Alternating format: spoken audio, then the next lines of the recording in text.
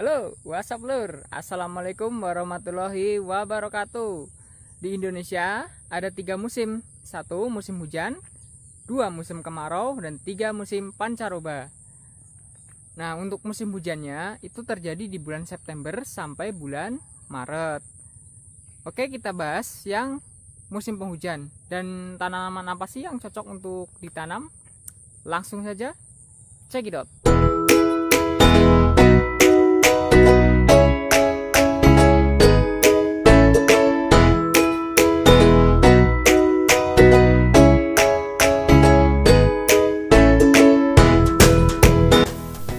Pada musim penghujan, ketersediaan air sangatlah melimpah. Daun tanaman menghijau dengan suburnya dikarenakan kandungan nitrogen bebas dalam air hujan. Pada musim hujan ini, disarankan untuk menanam berbagai macam tanaman, seperti sayuran dan buah-buahan. Namun demikian, juga harus selektif menyesuaikan ketinggian lahan dari permukaan air laut, serta ketahanan tanaman tersebut. Anda harus tahu bahwa penyakit tanaman di musim penghujan itu hampir semuanya disebabkan oleh cendawan atau jamur dan bakteri patogen. Sedangkan serangan hama serangga seperti kutu daun sangat minim sekali. Kelembapan udara yang tinggi disertai kadar nitrogen yang melimpah menyebabkan jamur dan bakteri berkembang biak dengan pesat. Sedangkan telur kutu-kutuan akan gagal menetas pada kondisi yang lembab. Berikut daftar tanaman yang cocok ditanam di musim penghujan. Sebelum lanjut, alangkah baiknya tekan tombol subscribe dan aktifkan loncengnya agar teman-teman tidak ketinggalan update video berikutnya. Selamat menonton. Yang pertama, padi.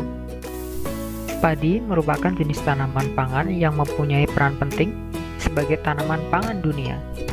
Padi sebagai penghasil beras ini tergolong dalam jenis tanaman rumput-rumputan. Semakin meningkatnya permintaan beras, membuat begitu penting peran budidaya padi, terutama di Indonesia. Kualitas benih merupakan kunci keberhasilan dalam budidaya padi. Benih yang berkualitas mampu beradaptasi, memiliki pertumbuhan yang cepat serta seragam, tumbuh lebih cepat dan tinggi nilai produktivitasnya. Pemilihan benih berkualitas dapat dilakukan dengan mudah, yaitu dengan merendam benih dalam larutan garam dengan menggunakan indikator telur. Letakkan telur di dasar air dan masukkan garam hingga telur terangkat di permukaan. Selanjutnya, telur diambil dan masukkan benih padi. Benih yang mengambang dibuang. Persemaian benih bisa dilakukan 25 hari sebelum masa tanam. Yang paling perlu diperhatikan adalah drainase. Harus baik agar benih tidak berlebihan air. Lahan dibuat bedengan dan cangkul hingga tidak ada bongkahan tanah lagi. Benih sebaiknya direndam sebelum ditanam 2 kali 24 jam agar mampu menyerap air dengan maksimal. Untuk proses awal perkecambahan, benih yang sudah berkecambah ditebar secara merata, tetapi jangan sampai terbenam karena bisa menyebabkan infeksi patogen pada bibit. Perdata selanjutnya adalah diberi pupuk organik setelah persemaian berumur 1 minggu. Yang kedua, cabai. Musim hujan biasanya akan menjadi momok yang menakutkan bagi para petani cabai. Ini karena intensitas serangan berbagai jenis penyakit seperti bakteri dan jamur akan meningkat tajam. Selain itu, tanaman cabai juga kurang tahan dengan keberadaan air yang banyak dan kondisi yang terlalu lembab. Berikut merupakan varietas lokal benih cabai yang mampu beradaptasi di musim hujan. Yang pertama, Tit Super LV merupakan cabai besar dataran rendah yang cocok ditanam sepanjang musim, terutama di musim hujan. Yang kedua, cabai keriting lokal.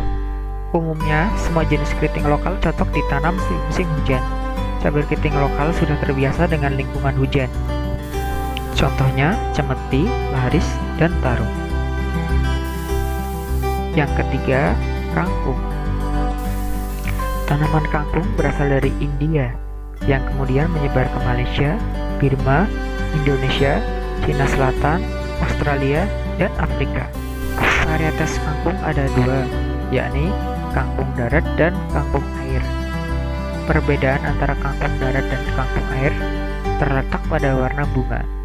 Kangkung air berbunga putih kemerah-merahan, sedangkan kangkung darat bunga putih bersih.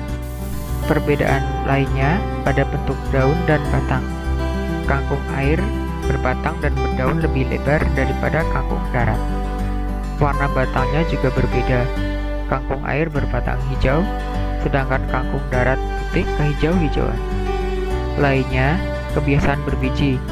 Kangkung darat lebih banyak bijinya daripada kangkung air. Itu sebabnya kangkung darat diperbanyak lewat biji, sedangkan kangkung air dengan stem pucuk batang. 2,000 years later. Tanaman lainnya yaitu sawi, kubis, causin, bayam, terong, kacang panjang, timun, semangka, melon, dan lain-lain.